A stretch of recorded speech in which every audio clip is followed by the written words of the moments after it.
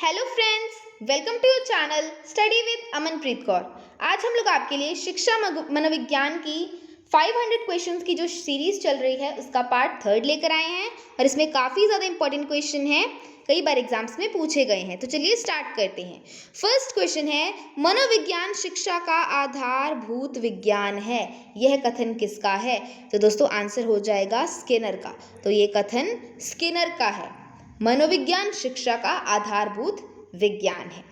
आगे बढ़ते हैं। सेकंड क्वेश्चन है हमारे पास, वुडवर्थ ने सबसे पहले निर्माण किया प्रश्नावली का। तो दोस्तों ये क्वेश्चन आ सकता है कि वुडवर्थ ने सबसे पहले निर्माण किसका किया था?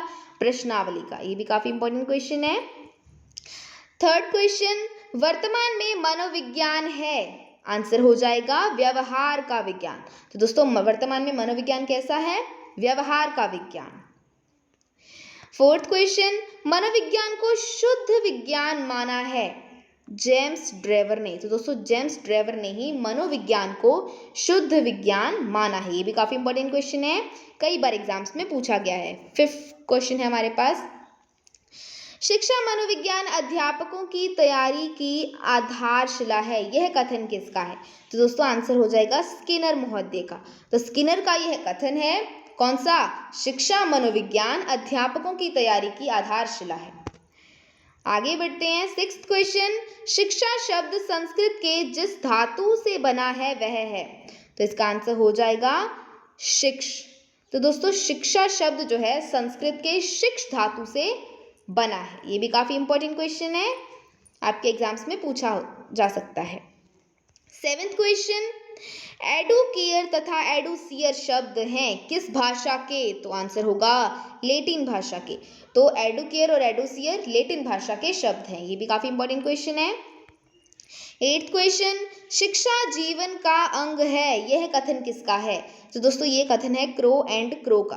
दोस्तों जैसा कि मैंने आपको बताया है कि जो ये कथनों वाले प्रश्न होते हैं ये ज़्यादा इंपॉर्टेंट होते हैं, तो आपको इन पर ज़्यादा फोकस करना है। तो क्रो एंड क्रो का कथन है शिक्षा जीवन का अंग है। आगे बढ़ते हैं। Ninth question, psychology from the stand point of behaviourist किसकी रचना है? तो आंसर हो जाएगा वॉटसन की। अनुसार शिक्षक बाल उद्यान का कुशल माली है। तो आंसर हो जाएगा फ्रॉबेल, यानी कि फ्रॉबेल के अनुसार शिक्षक बाल उद्यान का कुशल माली है। 13th क्वेश्चन, बालक के व्यवहार का आधार है, आंसर हो जाएगा मूल प्रवृत्ति। तो बालक के व्यवहार का आधार क्या है दोस्तों? मूल प्रवृत्ति। ये भी काफी इंपॉर्टेंट क्वेश्चन है। आगे चलते हैं। 14th क्वेश्चन है हमारे पास, शिक्षा मनोविज्ञान शिक्षकों की तैयारी की आधारशिला है। दोस्तों ये क्वेश्चन रिपीट हो गया है। तो शिक्षा मनोविज्ञान शिक्षकों की तैयारी की आधारशिला है, किसने कहा? तो ये कहा था स्किनर महोदय ने। स्किनर ने कहा था कि शिक्षा मनोविज्ञान शिक्षकों की तैयारी की आधारशिला है। आगे चलते हैं। 15th क्वेश्चन, वर्तमान समय में कक्षा कक्ष का वातावरण होता है कैसा दोस्तों? प्रजातांत्रिक। तो दोस्तों वर्तमान समय में कक्षा कक्ष का वातावरण प्रजातांत्रिक होता है। इंपॉर्टेंट क्वेश्चन है, आपको ध्यान रखना है। 16th क्वेश्चन, अधिगम में वृद्धि करना ही शिक्षण है। दोस्तों ये किसने कहा था कि अधिगम में वृद्धि करना ही शिक्षण है? तो आंसर हो जाएगा थाइन महोदय ने। तो थाइन महोदय ने कहा था कि अधिगम में वृद्धि करना ही क्या है? शिक्षण है। काफी इंपॉर्टेंट क्वेश्चन है। 17th क्वेश्चन, प्रच्छा परीक्षण प्रतिमान यानी कि इंक्वायरी टीचिंग मॉडल ये किसने दिया था? तो दोस्तों ये दिया था जी रिचार्ड सचमैन ने। ठीक है, ये इसका करेक्ट आंसर। काफी इंपॉर्टेंट क्वेश्चन है ये भी। 18th क्वेश्चन, सामाजिक अंतः क्रिया प्रतिमान यानी कि सोशल इंटरैक्शन मॉडल ये किसने दिया था? तो दोस्तों ये दिया था फ्लैंडर्स ने। ठीक है, तो ये इसका करेक्ट आंसर। 19th क्वेश्चन, प्रगत संगठनात्मक प्रतिमान यानी जिसे आप अग्रिम संगठन प्रतिमान भी बोलते हो और इंग्लिश में क्या कहते हैं? एडवांस ऑर्गेनाइजर मॉडल, ये किसने दिया था? दोस्तों ये दिया था डेविड आसुबेल ने। ठीक है, ये इसका करेक्ट आंसर। ये भी काफी इंपॉर्टेंट क्वेश्चन है। 20th क्वेश्चन, मनोसामाजिक विकास सिद्धांत किसने दिया? तो आंसर हो जाएगा इरिक्सन ने। इरिक्सन ने मनोसामाजिक विकास सिद्धांत दिया था। 21st क्वेश्चन है हमारे पास, मनोविज्ञान को आत्मा का विज्ञान मानने वाले विचारक कौन कौन हैं? तो आंसर हो जाएगा प्लेटो, अरस्तु और डेकार्टे।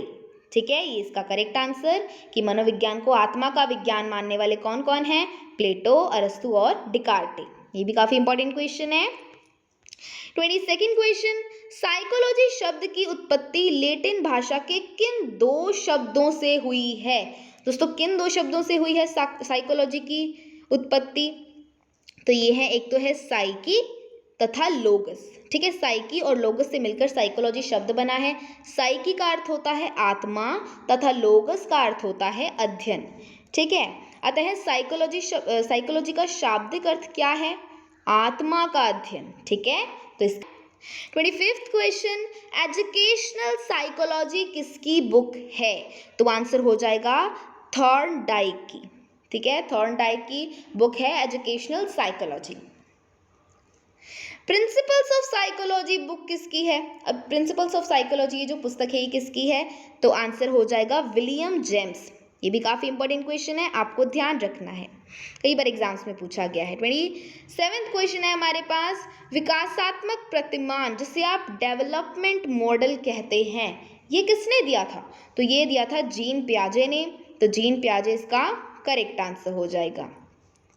28th क्वेश्चन, नैतिक विकास सिद्धांत किसने दिया? तो दोस्तों इसका आंसर हो जाएगा लॉरेंस कोहलबर्ग ने, यानी कि लॉरेंस कोहलबर्ग ने नैतिक विकास सिद्धांत दिया था। नेक्स्ट क्वेश्चन की तरफ चलते हैं, मनोविज्ञान को चेतना का विज्ञान किसने कहा था? दोस्तों ये कहा था vibes, William James, William wound और जेम्स सल, यानी कि इन चारों ने मनोविज्ञान को चेतना का विज्ञान कहा था। ये भी काफी इंपॉर्टेंट क्वेश्चन है। 30th क्वेश्चन है हमारे पास, शिक्षा की प्रक्रिया त्रिमुखी है, किसने कहा था?